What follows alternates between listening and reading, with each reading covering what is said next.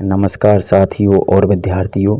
इस वीडियो के अंतर्गत हम उलाला छंद की परिभाषा, उसके कुछ उदाहरण एवं उससे संबंधित कुछ महत्वपूर्ण बातें जानेंगे। तो आइए शुरू करते हैं।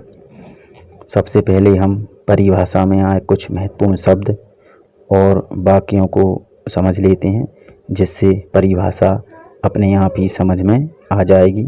देखिए, इसमें 4 चरण या पाद होते हैं। ये आपका पहला पाद, ये दूसरा, ये तीसरा और ये चौथा। तो इस तरह इसमें 4 चरण हुए। प्रथम व तृतीय चरण में 15-15 मात्राएं होती हैं। ये आपका पहला है और ये आपका तीसरा चरण है।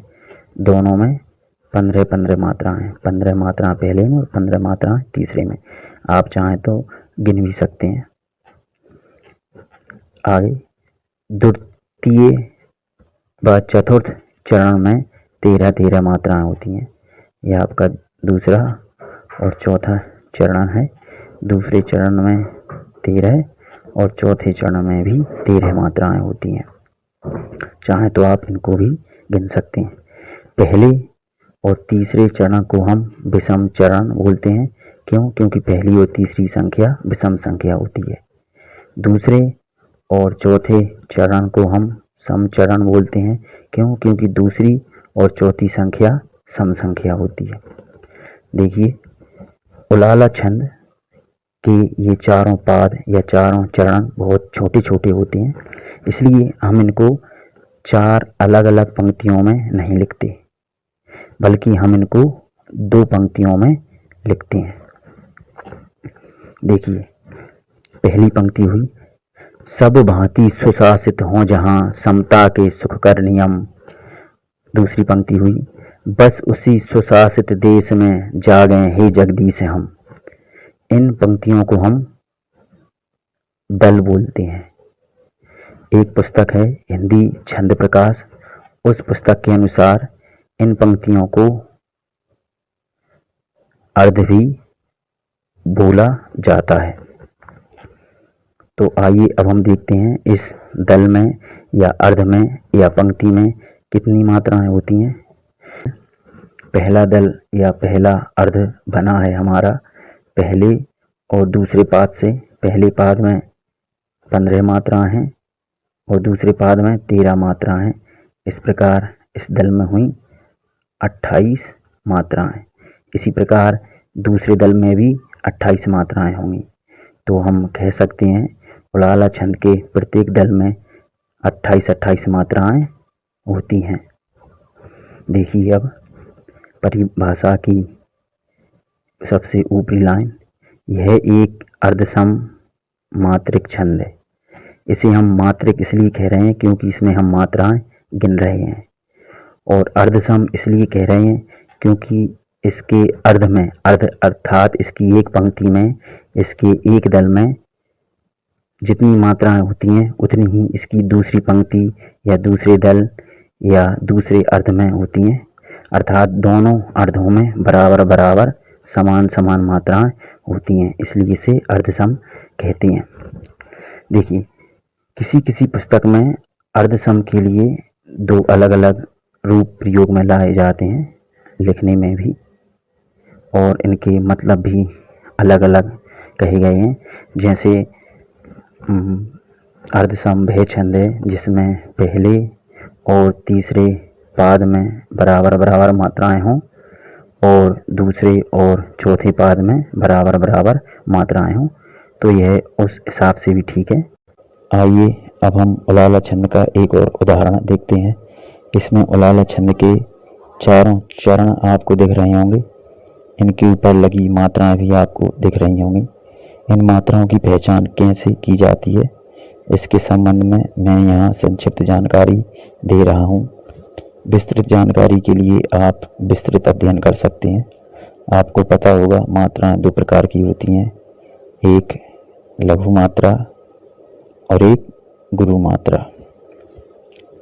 लघु मात्रा ये छोटा आ छोटी ई, छोटा ऊ और री ऋषि, इन चारों ह्रस्व स्वरों से बनती है। इसके अलावा बाकी के जो शेष स्वर होते हैं जैसे बड़ा आ, बड़ी ई, बड़ा ऊ, ए, आई, ओ, औ, इनसे गुरु मात्राएं बनती हैं। इसके अलावा जो अनुस्वार होता है जैसे अंग और जो विसर्ग होता है उससे भी गुरु मात्रा बनती है।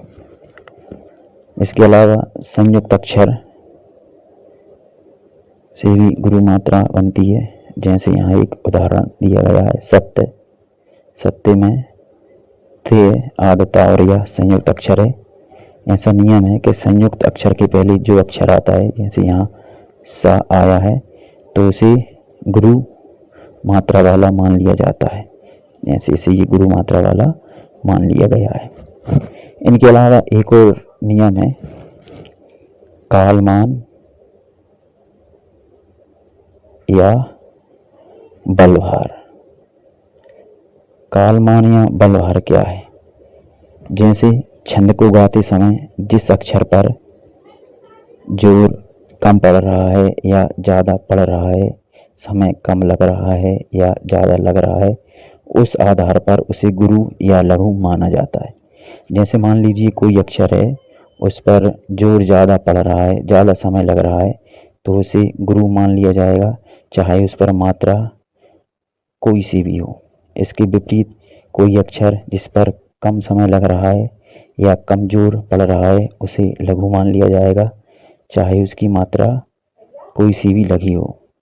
मात्राओं के नियम संक्षिप्त में समझने के बाद आइए अब हम एक और उदाहरण लेते हैं और इसमें मात्राएं लगाते हैं। देखिए हे में एक ही मात्रा है इसलिए ये होगी गुरु। शरण, तीनों में छोटे आ की मात्रा है इसलिए लघु लघु। दायनी, बड़ा दा है, बड़ा आ है, गुरु। छोटी ई, लघु, बड़ी ई, गुरु। देवी, एक ही मात्रा है तो इसमें आएगी गुरु, छोटी ई, लघु। तू, बड़े ऊ की मात्रा है, गुरु। करती, छोटा का है अर्थात छोटे आ की मात्रा है, लघु, लघु, बड़ी ई की मात्रा है, गुरु। सबका, सा और वा में छोटा आ है तो लघु लघु, का में बड़ा आ है तो गुरु। त्राण, त्रा में बड़ा आ है, गुरु। णा में छोटा आ है, लघु है, इसमें आई की मात्रा है तो गुरु। इस तरह गिनते हैं 2, 3, 4, 5, 6, 7, 8, 9, 10, 11, 12, 13, 14, 15, तो ये 15 ये हुआ पहला चरण। आगे 1, 2, 3, 4, 5, 6, 7, 8, 9, 10, 11, 12, 13 ये हुआ दूसरा चरण।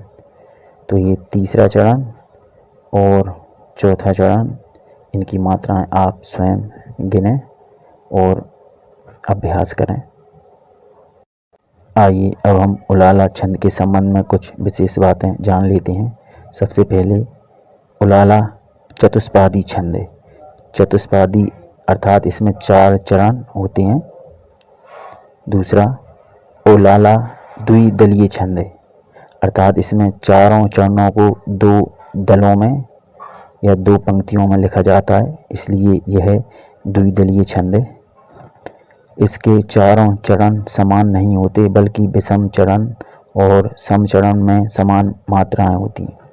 देखिए उलाला के पहले और तीसरे चरण अर्थात विषम चरण में 15-15 मात्राएं, दूसरे और चौथे चरण अर्थात सम चरण में 13-13 मात्राएं होती हैं। अर्थात चारों चरण समान नहीं होते बल्कि सम और विषम चरण ही मात्राओं के हिसाब से समान होते हैं।